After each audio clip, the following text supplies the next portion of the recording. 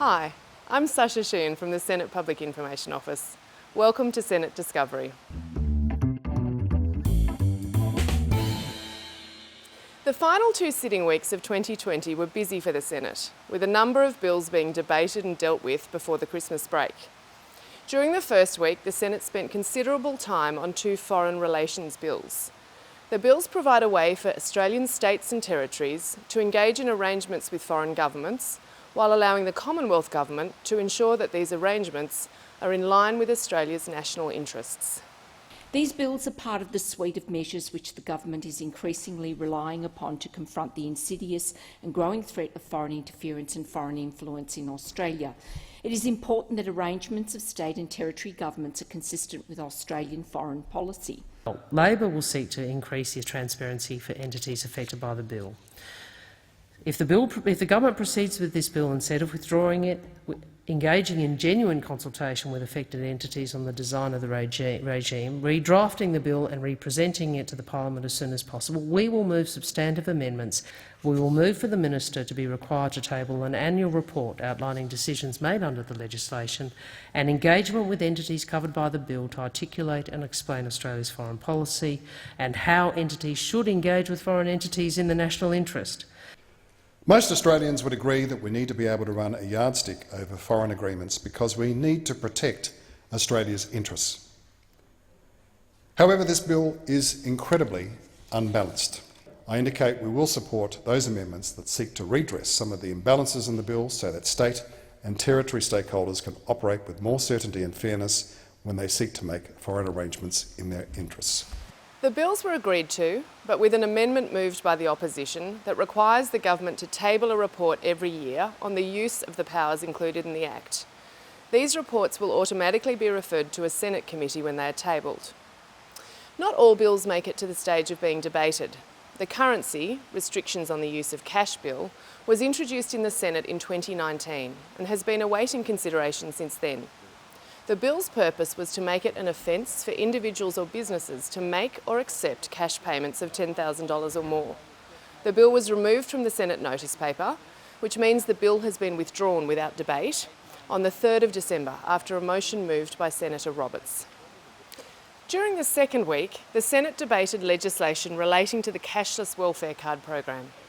The program commenced in 2016 and is currently in a trial phase until the end of 2020. The government bill seeks to remove the trial limitations of the program and make it permanent. The government thanks the Senate Community Affairs Legislation Committee for its report on the bill. The committee published a report on the 17th of November and recommended that this bill be passed. The report identified that the cashless debit card program is delivering significant benefits for the community where it operates. The program has the objective of reducing social harm caused by excessive alcohol, gambling and drug use, and helps welfare recipients with their budgeting strategies and encouraging socially responsible behaviour.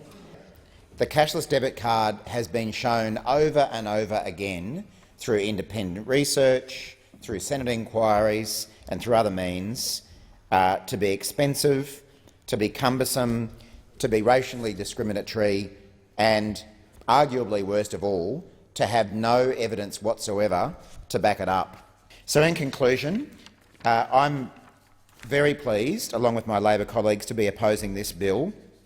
In the end, weighing up all the evidence, the difficulty for me is that the government has not made out its case. When I try and balance up everything that I've seen, unfortunately the data is not there that supports the concept that the card achieves what it is intended to achieve. And it is on that basis that I will not be supporting this legislation. The cashless debit card trials have made sure that some of the most disadvantaged people in Australia have meals in their stomachs. They and their children have clothes on their backs and shoes on their feet. Thanks to the card, there is fuel in the cars and a roof over their heads because their rent and household bills have been paid. The cards do this by ensuring 80% of the social security funds they receive are spent only on the necessities of life. The bill was eventually agreed to in a late-night sitting of the Senate and will now be sent to the Governor-General. The Senate's COVID-19 committee presented its first report on the 9th of December. The report, which is available from our website, made a series of recommendations which will be considered by the government. The vacancy left by the resignation of Senator Cormann has been filled by Senator Ben Small, who was sworn in on the 30th of November. Another new senator, Senator Thorpe, gave her first speech on the 2nd of December. There's a link below this video if you'd like to see the speech, as well as other links to topics we've covered today. The Senate is adjourned until next February, but you can still follow us on Twitter and catch up on 2020's proceedings by exploring our YouTube channel. Thanks again for joining me for Senate Discovery. I hope you have a great Christmas and New Year period, and I'll see you in 2021.